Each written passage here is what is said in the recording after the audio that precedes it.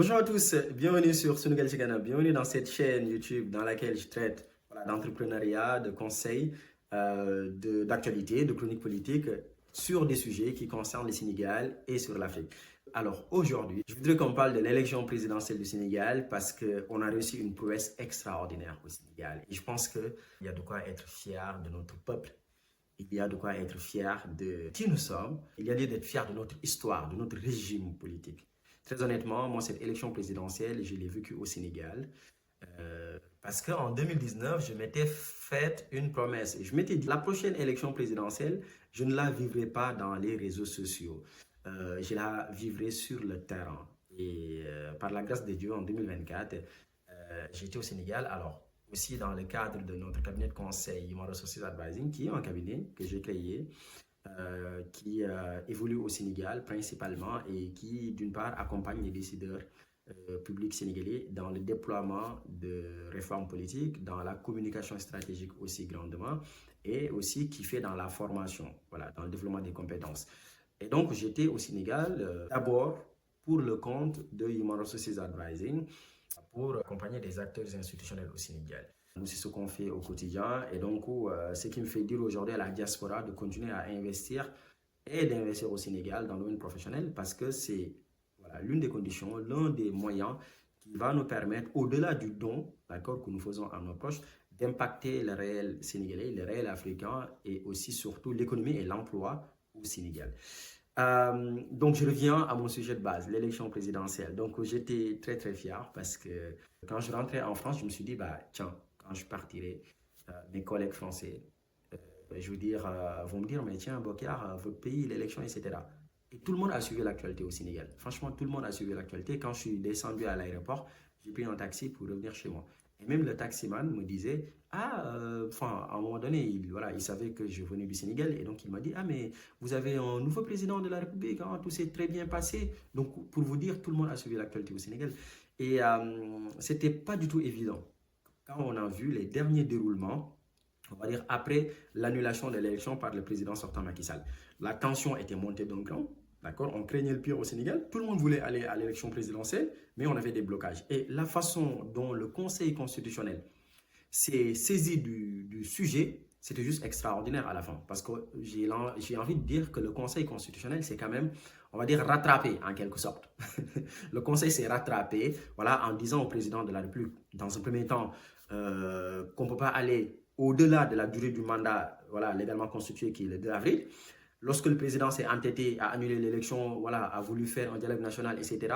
Lorsque les conclusions sont arrivées sur la table du Conseil constitutionnel, on va dire ce dernier a rejeté en bloc, d'accord, toutes les conclusions, notamment celles qui évoquaient une élection présidentielle au mois de juin 2024 ou au mois de décembre 2024. Et donc, au final, en second temps, le Conseil constitutionnel a fini par fixer une date de l'élection présidentielle.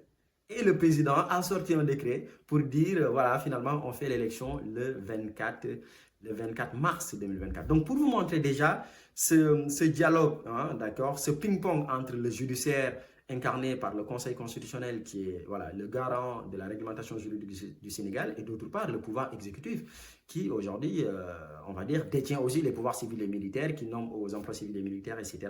Donc, ce ping-pong a montré quand même la solidité de nos institutions. On n'avait pas forcément de problématiques d'institutions, il n'y avait pas de crise politique. On avait juste un homme, d'accord, le président de la République, compte tenu de l'hyper-présidentialisme, encore une fois, moi j'ai l'habitude de le dire, du régime politique sénégalais. Donc on avait un homme qui s'est entêté à vouloir faire les choses comme lui, voilà, il s'entendait, comme lui, il voulait le faire avec ses partisans, avec ses ministres et les membres du gouvernement, etc.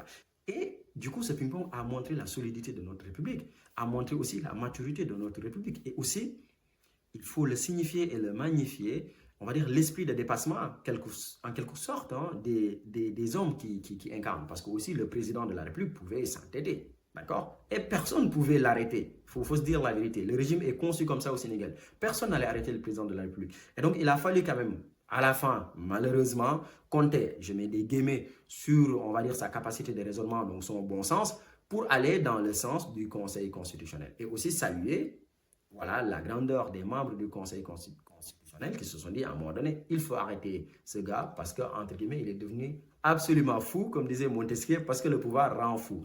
Et donc, voilà, saluer, on va dire, ce ping-pong-là, cette solidité de notre régime politique, mais très honnêtement, le monde entier a parlé du Sénégal. Moi, j'étais très, très fier. Le monde entier a parlé du Sénégal et la capacité qu'on a au Sénégal à organiser une élection présidentielle. Parce qu'en 2 semaines, on a organisé une élection présidentielle. Beaucoup craignaient que le ramadan, on va dire, ne puisse pas convenir pour organiser l'élection présidentielle. Mais vous avez vu la ferveur qu'il y avait malgré le ramadan, malgré la chaleur.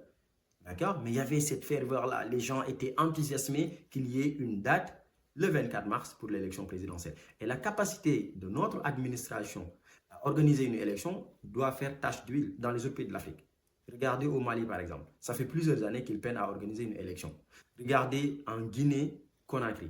Ça fait plusieurs mois que, on va dire, le général, maintenant c'est un général, c'est plus un colonel, mais le général Mamadou Doumbouya peine à organiser, il ne veut même pas organiser une élection présidentielle. Mais regardez au Sénégal, en 2 semaines, on a organisé une élection présidentielle, toute la logistique était déjà prête. Le jour de l'élection, on a vu une affluence folle, une influence folle dans les bureaux de vote. C'était extraordinaire, à Dakar, à Touba. Les gens, dès 7 heures, il y avait des files longues à Paris. Vous avez vu les vidéos à Paris, c'était juste magnifique. Donc, il y avait cette affluence des Sénégalais pour cette élection et les choses se sont faites calmement.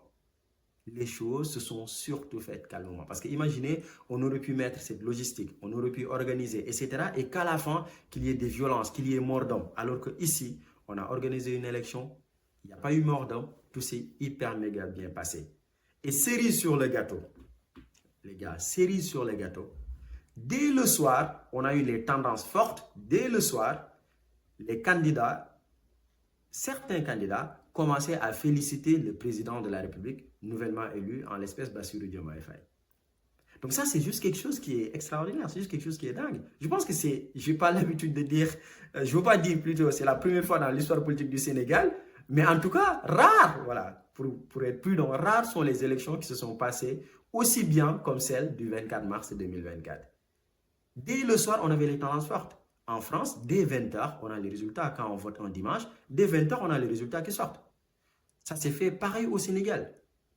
Dès 20h, dès 21h, dès 22h, on savait la tendance. Les candidats sortants commençaient à féliciter Bassirou Diomaye et dès le lendemain, son principal challenger, Amadou Ba, l'a félicité ou le surlendemain, je crois. Donc ça, c'est juste quelque chose d'extraordinaire. Ça veut dire que en moins de 48 heures, on a eu les résultats de l'élection présidentielle. En moins de 48 heures. Surtout en Afrique, c'est quelque chose d'inédit. Il y a de quoi être fier, d'accord, en étant déjà sénégalais, en tant que sénégalais, mais aussi il y a de quoi être fier de notre régime politique. Parce que là, on ne parlera plus de 3e mandat, ça c'est sûr. La capacité à organiser des élections, on ne parlera plus de bourrage d'urnes. On ne parlera plus de vol d'élections parce que, encore une fois, ce qui existe au Sénégal n'existe pas dans les autres pays. Au Sénégal, vous avez tous les représentants des partis politiques qui sont dans les bureaux de vote lors des dépouillements. Au Sénégal, instantanément, la plupart des médias donnent les résultats de l'élection présidentielle. Ça n'existe pas dans la plupart des pays, en tout cas qui nous entourent. Et même en Afrique, hein, d'une façon générale. Et donc ici, les choses se sont faites calmement. On a eu la logistique qu'il a fallu. Les fonctionnaires ont fait le boulot et les citoyens aussi ont choisi en dernier lieu. Et donc, ce contenu, je voulais le faire pour magnifier cette extraordinaire prouesse, n'est-ce pas, des Sénégalais.